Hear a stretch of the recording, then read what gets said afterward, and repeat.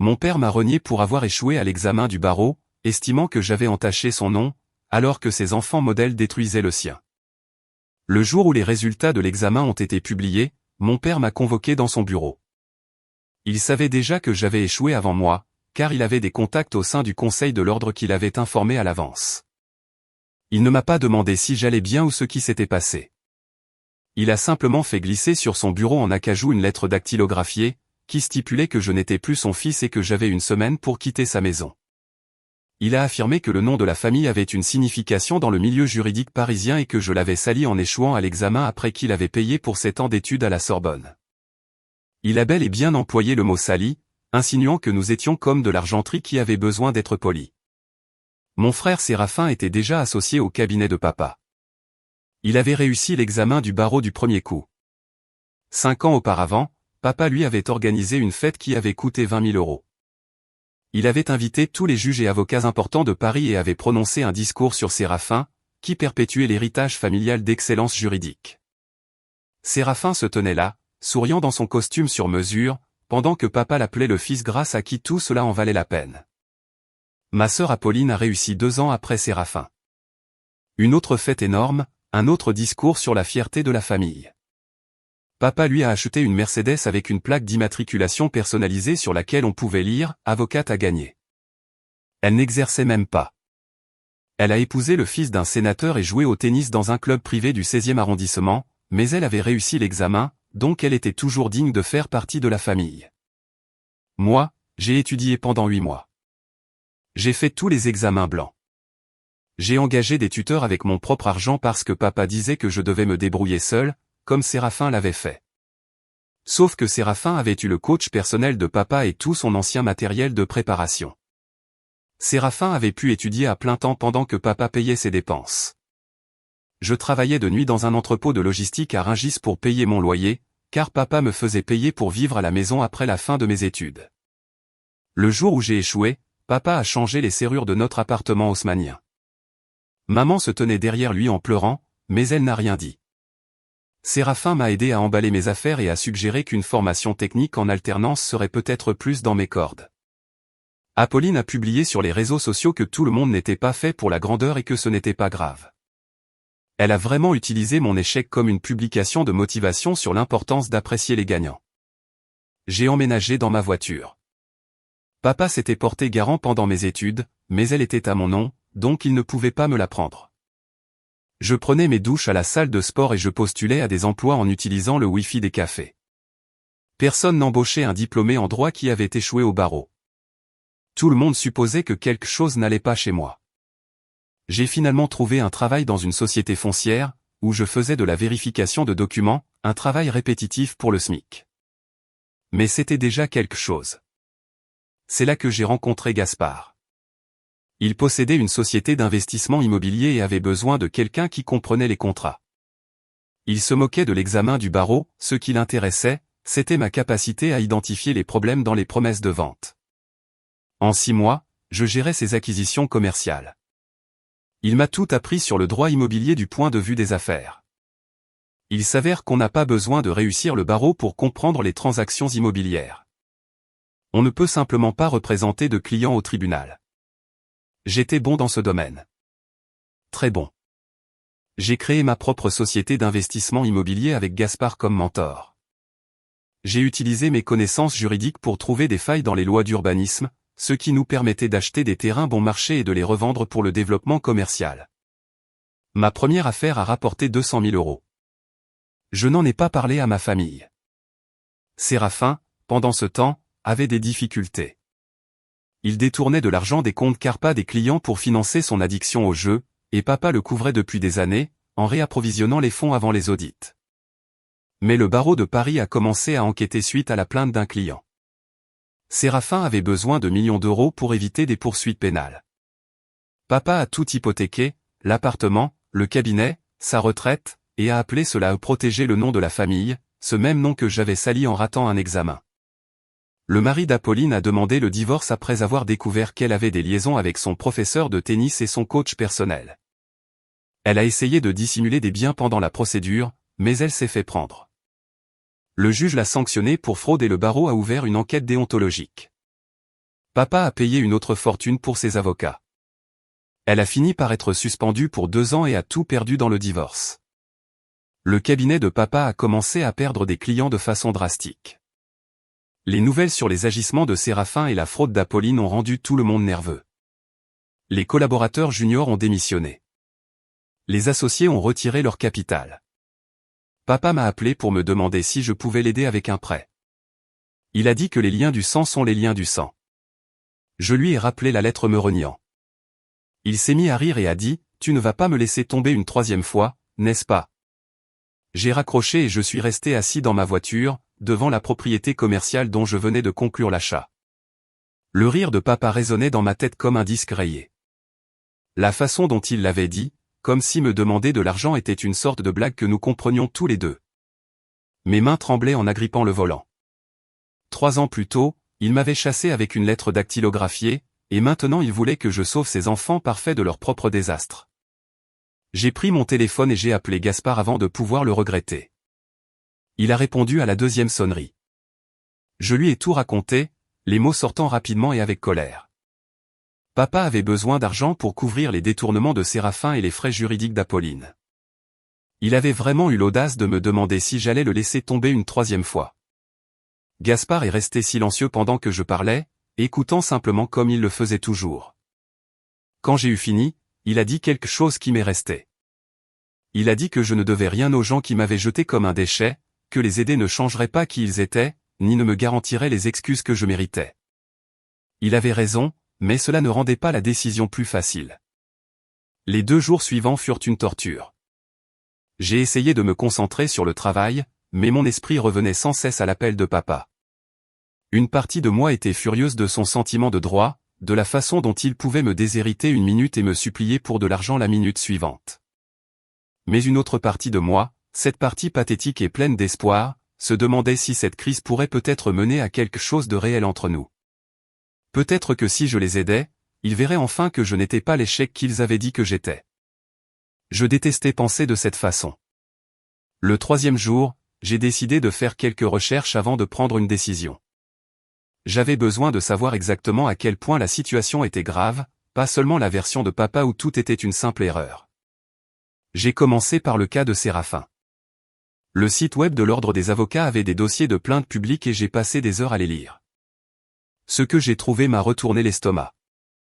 Papa avait dit que Séraphin avait fait une erreur, qu'il avait emprunté sur un compte client pendant une période difficile. C'était un mensonge. Séraphin avait détourné des fonds sur au moins 8 comptes clients différents sur une période de 3 ans. Il avait mis en place tout un système pour le cacher. Il prenait de l'argent du compte Carpa d'un client pour en couvrir un autre, gardant toujours une longueur d'avance sur les audits. Les montants ne cessaient d'augmenter. 50 000 € ici, 100 000 là. Le dossier de plainte exposait tout, noir sur blanc. Date, montant, nom de client. Certains de ces gens étaient des clients âgés qui avaient confié à Séraphin leurs économies de toute une vie. Une femme souffrait de démence et Séraphin lui a pris son argent tout en prétendant gérer sa succession. Lire cela m'a écœuré. Ce n'était pas un problème de jeu qui avait mal tourné. C'était un vol calculé sur des années, et papa le savait. Les documents montraient que papa avait couvert les déficits plusieurs fois avant que le barreau ne s'en aperçoive. Ensuite, j'ai examiné le cas d'Apolline. Papa avait fait croire qu'elle avait juste caché quelques biens pendant le divorce. Une chose que beaucoup de gens essaient de faire. Faux encore une fois. L'ordonnance écrite du juge était un document public et j'en ai lu chaque page. Apolline n'avait pas seulement caché des biens, elle avait falsifié la signature de son mari sur des documents financiers. Elle avait menti sous serment lors de dépositions sur des comptes bancaires et des propriétés qu'elle possédait. Elle avait transféré de l'argent à des sociétés écrans qu'elle avait créées pour le dissimuler au processus de divorce. Le juge a utilisé des mots comme fraude délibérée et schéma de tromperie. Il a écrit qu'Apolline avait démontré un mépris total pour la vérité dans le système judiciaire. L'enquête du barreau a découvert encore plus. Elle avait falsifié des crédits de formation continue pendant 3 ans, elle n'assistait jamais aux cours obligatoires et soumettait de faux certificats. Elle jouait au tennis dans son club privé pendant les heures où elle prétendait être à des séminaires juridiques. Pourtant, papa qualifiait toujours tout cela de malentendu, comme si elle n'avait commis qu'une erreur innocente. 3 jours après le premier appel, papa a rappelé. J'ai immédiatement entendu la différence dans sa voix. L'arrogance avait disparu, remplacée par quelque chose qui ressemblait à de la panique.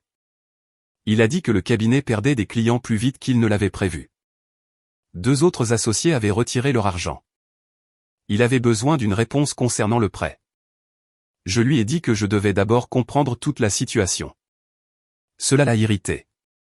Il a commencé à crier, disant que j'étais mesquin, que je gardais rancune alors que la famille devrait rester unie dans la crise. J'ai souligné que c'était lui qui avait décidé que je ne faisais plus partie de la famille il y a 3 ans. Il a rétorqué que c'était différent, que je l'avais embarrassé, que Séraphin et Apolline faisaient face à de vraies conséquences, comme si perdre mon logement et dormir dans ma voiture n'était pas une vraie conséquence. L'appel s'est terminé avec lui exigeant une réponse avant la fin de la semaine. Le lendemain matin, j'ai retrouvé Gaspard dans notre bureau.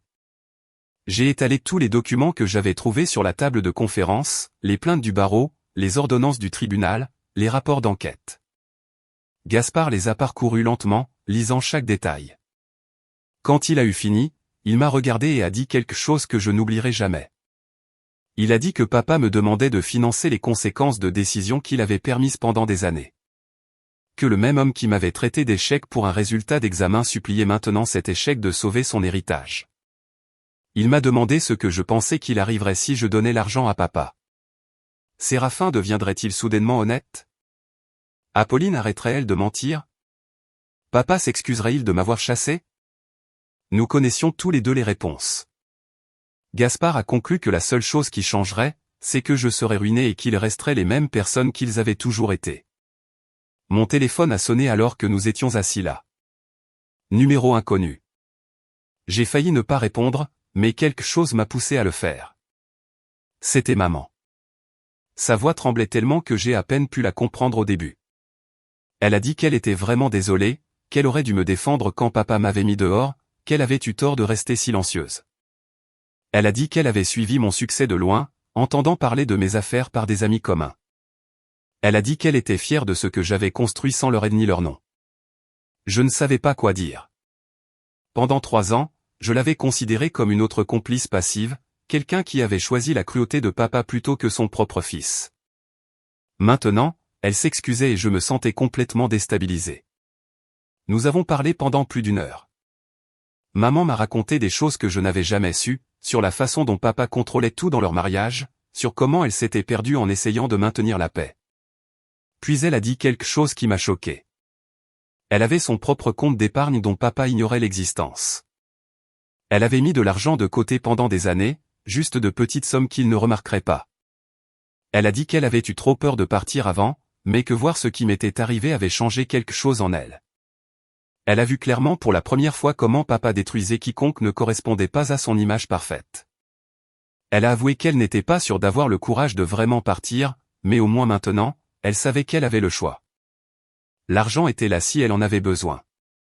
Je lui ai dit que je l'aiderais si elle décidait de partir, qu'elle pourrait rester avec moi jusqu'à ce qu'elle se remette sur pied. Elle s'est mise à pleurer et m'a remercié. Nous avons convenu de nous retrouver pour un café la semaine suivante, juste nous deux. Ce soir-là, j'ai reçu un courriel de Séraphin. Il était long, rempli d'excuses sur son addiction au jeu et le stress de devoir être à la hauteur des attentes de papa. Il disait qu'il n'avait jamais voulu blesser personne, que les clients seraient remboursés grâce à l'hypothèque de papa sur l'appartement et le cabinet. Il n'arrêtait pas de dire que l'addiction était une maladie et qu'il se faisait soigner maintenant, mais nulle part dans ce courriel entier il ne s'excusait auprès de moi. Pas une seule fois il n'a reconnu m'avoir aidé à emballer mes affaires dans ma voiture ou suggéré que j'essaie une formation technique.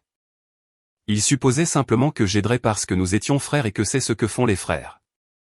Comme si les 3 dernières années n'avaient pas eu lieu. Comme s'il n'était pas resté là à regarder papa me détruire pour un résultat d'examen alors que lui-même volait activement des clients vulnérables. J'ai lu ce courriel 3 fois, cherchant le moindre signe de remords sincère ou de reconnaissance de la façon dont il m'avait traité. Il n'y avait rien, juste des excuses et la présomption que j'accourais pour les sauver tous. J'ai ouvert mon ordinateur portable et j'ai tapé une seule ligne en réponse à Séraphin. Te souviens-tu de m'avoir aidé à emballer mes affaires dans ma voiture après que papa a changé les serrures? J'ai appuyé sur envoyer avant de pouvoir douter de moi-même. Le message est apparu comme lu en quelques minutes, mais aucune réponse n'est venue. Des heures ont passé et toujours rien. J'ai vérifié mon téléphone de manière obsessionnelle pour le reste de la journée, mais Séraphin est resté silencieux. Ce silence valait mieux que toutes les excuses qu'il aurait pu écrire, car il signifiait que mon message avait touché exactement là où je le voulais. Il savait ce qu'il avait fait et ne trouvait pas les mots pour se défendre. La satisfaction était froide et dure dans ma poitrine. 2 jours plus tard, j'inspectais le périmètre d'un terrain commercial que nous venions d'acquérir quand un SUV noir s'est arrêté près de la clôture de chantier. Le véhicule avait l'air cher, un de ces modèles de luxe avec des finitions chromées et de grandes roues. Apolline en est sortie, vêtue de vêtements de sport de créateur, du genre avec des logos discrets qui coûtent plus cher que le loyer mensuel de la plupart des gens. Ses cheveux blonds étaient attachés en une queue de cheval et elle portait des lunettes de soleil qui valaient probablement ce que je gagnais en une semaine à la société foncière. Le SUV avait des plaques d'immatriculation temporaire du concessionnaire. Elle s'est dirigée vers moi en souriant comme si nous étions de vieux amis se retrouvant pour déjeuner. Elle a commencé à poser des questions sur mes affaires, regardant la propriété avec un faux intérêt. Elle a dit qu'elle avait entendu par des connaissances communes que je réussissais bien dans l'immobilier. Elle n'arrêtait pas de me toucher le bras et de rire de choses qui n'étaient pas drôles. Puis elle a déclaré qu'elle avait toujours su que je m'en sortirais, que j'étais trop intelligent et déterminé pour laisser un contretemps m'abattre. Elle a dit cela comme si elle m'avait encouragé depuis le début, comme si elle n'avait pas publié sur les réseaux sociaux que mon échec était une leçon sur l'importance de valoriser les gagnants, comme si ces mots ne m'avaient pas suivi pendant la pire période de ma vie, quand je vivais dans ma voiture et prenais mes douches à la salle de sport. J'ai retiré mon bras de son contact. Je lui ai dit que je me souvenais de sa publication sur les réseaux sociaux, mot pour mot, que je l'avais vue alors que j'étais assis dans un café, utilisant leur Wi-Fi pour postuler à des emplois qui ne m'embauchaient pas. Je lui ai demandé si elle se souvenait avoir écrit que tout le monde n'était pas fait pour la grandeur et que ce n'était pas grave, si elle se souvenait avoir utilisé mon point le plus bas comme contenu pour ses abonnés. Elle a reculé et son sourire a vacillé. Elle a dit que j'étais trop sensible, que ce n'était pas personnel, qu'elle essayait juste d'être inspirante et que je le prenais mal. Elle a ajouté que nous étions une famille et qu'elle traversait une période très difficile avec le divorce et la suspension du barreau. Elle a demandé si je ne pouvais pas simplement oublier le passé et l'aider, puisqu'elle m'avait toujours soutenu. J'ai failli rire à cette dernière partie. Au lieu de cela, je lui ai dit de quitter ma propriété et de ne plus jamais revenir. Elle est restée là un moment, l'air choqué. Puis elle est montée dans son SUV et est partie. Cet après-midi-là, Gaspard m'a appelé dans la salle de conférence. Il avait des papiers étalés sur la table, des projections financières et les plans d'un immense développement commercial en centre-ville, un complexe médical avec des espaces de vente et des immeubles de bureaux. Les chiffres étaient impressionnants. Nous devions engager chaque euro de capital disponible et toute notre attention pendant au moins 6 mois. Gaspard m'a expliqué l'analyse. Le potentiel de profit pourrait tripler la valeur de notre entreprise si nous exécutions correctement, mais cela exigeait une concentration totale. Pas de distraction, pas d'attention partagée, pas de drame familial m'éloignant des décisions critiques. Nous sommes restés là à regarder ces chiffres et je savais que c'était le choix. Continuer à être aspiré par les problèmes de ma famille ou m'engager à construire quelque chose de réel qui m'appartenait vraiment. J'ai reçu un appel 3 jours plus tard d'une connaissance qui travaillait au parquet. Nous avions fait nos études de droit ensemble et étions restés en contact. Il m'a demandé si je savais que mon frère faisait face à de graves poursuites pénales. Je lui ai dit que j'étais au courant de l'enquête du barreau, mais c'est tout. Il m'a expliqué que le montant que Séraphin avait détourné le plaçait au-dessus du seuil pour l'abus de confiance aggravé. Plusieurs chefs d'accusation. Papa appelait le bureau du procureur de la République tous les jours pour tenter de négocier un accord, offrant une restitution intégrale, des lettres de recommandation, n'importe quoi pour maintenir Séraphin hors de prison. Mon contact a dit que le procureur n'était pas intéressé parce que Séraphin avait volé des clients vulnérables sur plusieurs années. Cela montrait de la planification et de l'intention, pas seulement une erreur. L'État voulait en faire un exemple. Mon téléphone a sonné ce soir-là et le nom de papa s'est affiché à l'écran. J'ai failli ne pas répondre, mais la curiosité l'a emporté. Il a commencé à crier avant même que je puisse dire bonjour. Il a dit qu'il savait que je me renseignais sur le cas de Séraphin, que je posais des questions, que je vérifiais les registres publics.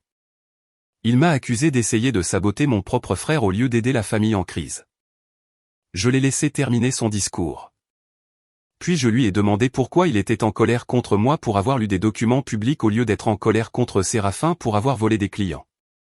Je lui ai dit que peut-être s'il avait tenu Séraphin responsable des années plus tôt quand le problème avait commencé, au lieu de le couvrir et de rembourser l'argent volé, la situation ne se serait pas autant aggravée. Papa a dit que je ne comprenais pas la pression sous laquelle Séraphin se trouvait ou ce que signifiait protéger le nom de la famille. Je lui ai raccroché au nez en plein milieu de sa phrase. La notification officielle est arrivée 2 semaines plus tard. Le barreau a suspendu Séraphin en attendant l'issue des poursuites pénales. Il ne pouvait plus exercer le droit ni travailler au cabinet de papa. Papa a dû envoyer des lettres à tous les clients de Séraphin expliquant que leur dossier était transféré à d'autres avocats. J'ai entendu dans le milieu juridique que plusieurs clients avaient complètement congédié le cabinet en recevant ces lettres. Personne ne voulait que son cas soit traité par un cabinet où l'associé volait sur les comptes clients. La réputation du cabinet s'effondrait, emportant tout avec elle. Je me suis rendu au tribunal le jour de l'audience préliminaire de Séraphin. Je me suis dit que j'y allais juste pour voir de mes propres yeux, pour voir les conséquences rattraper enfin l'enfant en or. Je me suis assis au dernier rang de la salle d'audience pendant que papa et l'avocat coûteux de Séraphin plaidaient pour la clémence. Séraphin portait un costume qui coûtait probablement 5 000 € et gardait la tête basse. La procureure était une femme dans la quarantaine qui avait l'air fatiguée et en colère. Elle a présenté des preuves des dettes de jeu de Séraphin, des relevés de casino, des relevés de cartes de crédit, des documents de prêt. Le total dépassait les 400 000 €, bien plus que les millions dont papa m'avait parlé pour couvrir le trou total. Elle a montré comment Séraphin avait systématiquement volé sur 8 comptes clients différents sur une période de 3 ans, prenant toujours des montants assez faibles pour penser que personne ne le remarquerait immédiatement. Le visage du juge se durcissait à chaque nouvelle preuve. Après la fin de l'audience, je suis resté dans le couloir du tribunal, fixant le sol en marbre et les boiseries. Papa est sorti de la salle d'audience et m'a immédiatement vu. Il s'est approché rapidement, le visage rouge. Il m'a demandé pourquoi j'étais là si je n'allais pas aider. Je lui ai répondu que j'étais là pour voir son enfant en or enfin faire face à la réalité, que peut-être s'il avait tenu Séraphin responsable des années plus tôt, au lieu de couvrir ses traces et d'encourager ses pires pulsions, nous n'en serions pas là. Papa a dit que j'étais cruel et vengeur. J'ai répondu que j'étais honnête et je suis parti alors qu'il parlait encore. Les nouvelles concernant Apolline sont tombées par les canaux officiels une semaine plus tard. Sa suspension du barreau était devenue une radiation permanente. Les enquêteurs ont découvert qu'elle avait falsifié des crédits de formation continue pendant 3 années consécutives. Elle n'avait jamais participé aux cours de formation obligatoires. Elle envoyait simplement de faux certificats tout en passant ce temps au club de tennis avec son professeur et son coach personnel. Le rapport du Conseil de l'ordre indiquait qu'elle avait fait preuve d'un schéma de malhonnêteté qui la rendait inapte à exercer la profession d'avocat. J'ai pensé à sa Mercedes avec la plaque personnalisée avocate à gagner et je me suis demandé si elle l'avait toujours ou si cela aussi avait disparu avec tout le reste. Le message de maman est arrivé 3 jours plus tard, me demandant si nous pouvions nous retrouver pour un café. Elle ne m'avait jamais envoyé de SMS auparavant. Elle n'avait même pas mon numéro jusqu'à récemment, ou elle a dû l'obtenir par quelqu'un. J'ai accepté et j'ai choisi un petit café de l'autre côté de la ville où personne des cercles juridiques de papa ne nous verrait. Elle est entrée, paraissant plus petite que dans mon souvenir, vêtue d'un jean et d'un simple pull au lieu des vêtements coûteux que papa insistait toujours pour qu'elle porte pour maintenir les apparences. L'épuisement sur son visage n'avait rien à voir avec un manque de sommeil. C'était plus profond, du genre qui vient quand on porte un poids depuis trop longtemps. Nous nous sommes assis et elle a commandé un café noir sans sucre, ce qui m'a surpris car elle le buvait toujours avec de la crème et de sucre. Je lui ai demandé si elle allait bien et elle a ri, mais cela sonnait creux. Elle a dit qu'elle avait vécu dans une prison des attentes et des jugements de papa pendant 30 ans. Chaque décision était filtrée par ce qu'il penserait, par l'image que cela renverrait à ses collègues, si cela répondait à ses normes pour l'image de la famille. Elle a parlé de l'avoir vu jeter son fils pour un résultat d'examen et comment quelque chose s'était finalement brisé dans sa capacité à prétendre que tout allait bien. Elle avait passé des décennies à permettre son comportement toxique, restant silencieuse alors qu'il détruisait des relations et écrasait les gens sous son besoin de statut. Elle s'est à nouveau excusée de ne pas m'avoir défendu quand il avait changé les serrures, d'avoir choisi son approbation plutôt que son propre fils. Je lui ai dit que je comprenais que ce n'était pas simple, que l'emprise de papa était étouffante et qu'elle y était piégée depuis plus longtemps que quiconque. Elle a pleuré silencieusement dans son café pendant que les autres clients faisaient semblant de ne pas remarquer. Elle a dit qu'elle avait des économies dont papa ne savait rien, de l'argent qu'elle mettait de côté depuis des années, au cas où elle trouverait le courage de partir. Je lui ai demandé ce qui la retenait maintenant et elle a répondu, la peur, l'habitude, la terreur de tout recommencer à son âge après avoir construit toute son identité autour du fait d'être sa femme.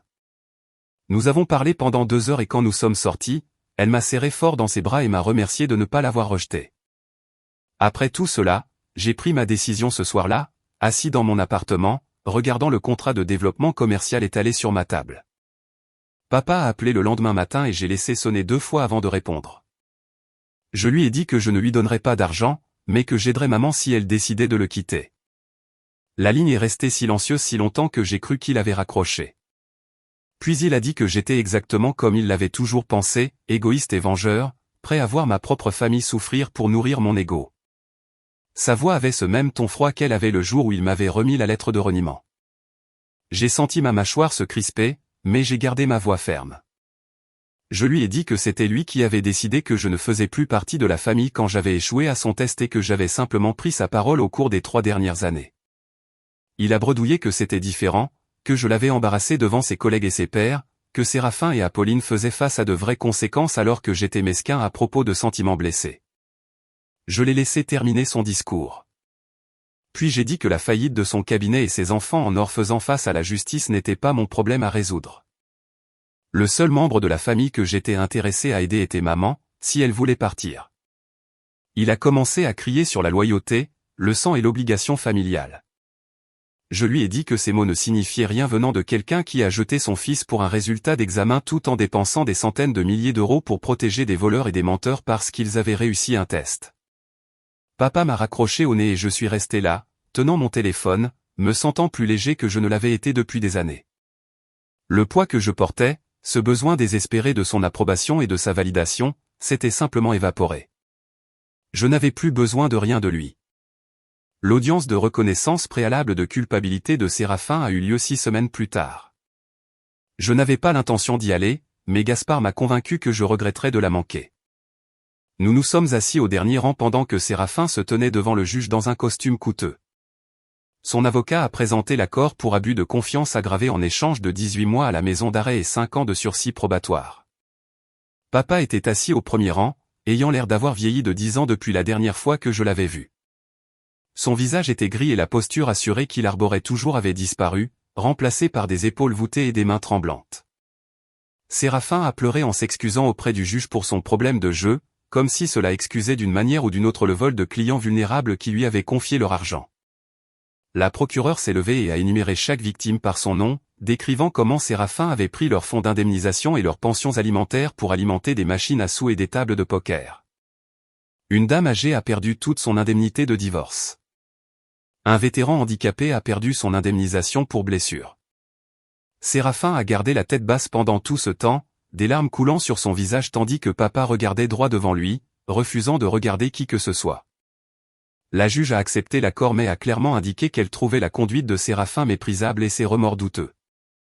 Elle a dit que la seule raison pour laquelle elle acceptait l'accord était que la restitution intégrale avait été faite, bien qu'elle ait noté que la restitution payée par d'autres ne démontrait pas une responsabilité authentique.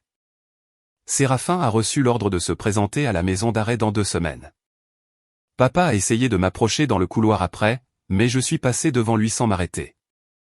L'avis de fermeture du cabinet est paru 2 semaines après la condamnation de Séraphin.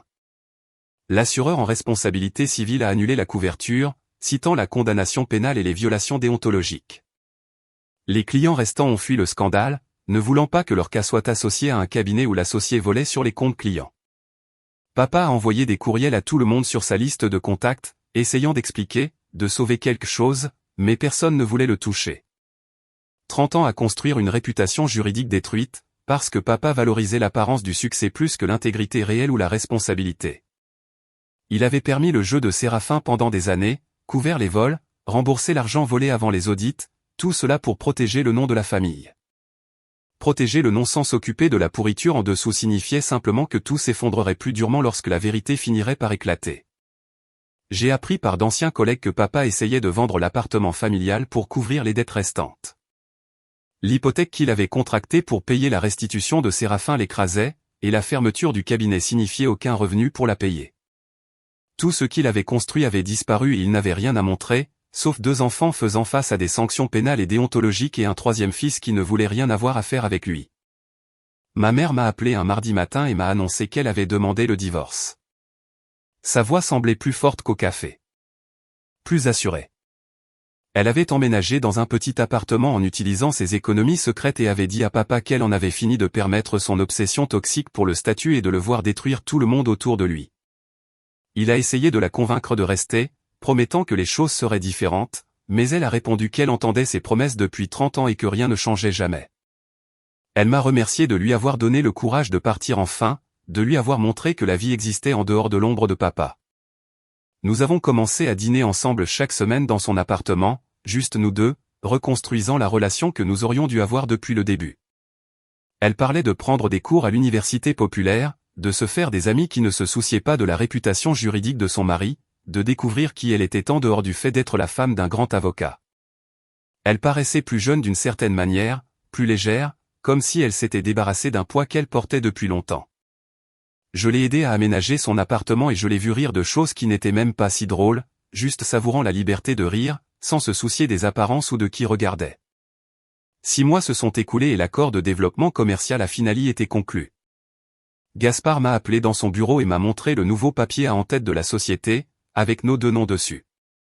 Il a dit que j'avais gagné le statut d'associé à part entière grâce au travail que j'avais fourni et aux affaires que j'avais conclues. Mon nom était sur la porte maintenant. Mon vrai nom, pas un héritage que j'avais reçu ou une réputation à laquelle je devais me conformer. Je construisais quelque chose de réel basé sur le mérite réel plutôt que sur les relations familiales et le statut. Maman est venue au petit dîner de célébration que Gaspard a organisé et elle semblait sincèrement heureuse pour la première fois depuis des années.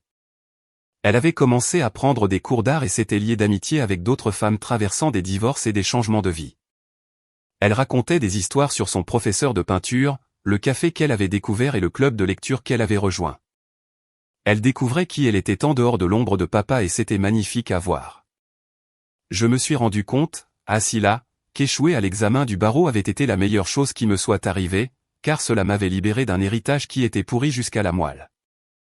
Séraphin était à la maison d'arrêt, purgeant sa peine. Apolline travaillait dans un magasin de détail parce que personne n'embaucherait une avocate radiée du barreau. Et papa vivait seul dans un appartement de location, toujours amer de la façon dont ses enfants l'avaient laissé tomber. Pendant ce temps, j'avais une entreprise prospère, une vraie relation avec ma mère et la certitude que tout ce que j'avais construit était à moi parce que je l'avais mérité, non pas parce que quelqu'un me l'avait donné ou parce que j'avais réussi le bon examen au bon moment. Commentaire, parfois, le plus grand acte de respect envers soi-même est de s'éloigner des attentes qui nous brisent. Votre valeur ne se mesure pas à l'approbation des autres, mais à la paix que vous construisez en vous. Apprendre à poser des limites saines n'est pas un acte de cruauté, mais une nécessité pour se protéger. On ne peut pas sauver les gens des conséquences de leur propre choix, et ce n'est pas notre rôle de le faire. La vraie bienveillance consiste aussi à savoir où donner son énergie sans se perdre. La guérison commence souvent par la décision difficile de privilégier son propre bien-être avant tout. Il faut parfois laisser partir une version de sa vie pour faire de la place à celle qui nous correspond vraiment. Ce chemin peut sembler solitaire au début, mais il mène vers des relations plus authentiques et sincères. La véritable force ne réside pas dans le fait de tout endurer, mais dans le courage de reconstruire sa vie sur ses propres valeurs. J'espère que vous choisirez toujours la paix et le respect que vous méritez. Cette histoire vous a plu? Laissez un commentaire et abonnez-vous pour soutenir la chaîne. D'autres histoires arrivent bientôt.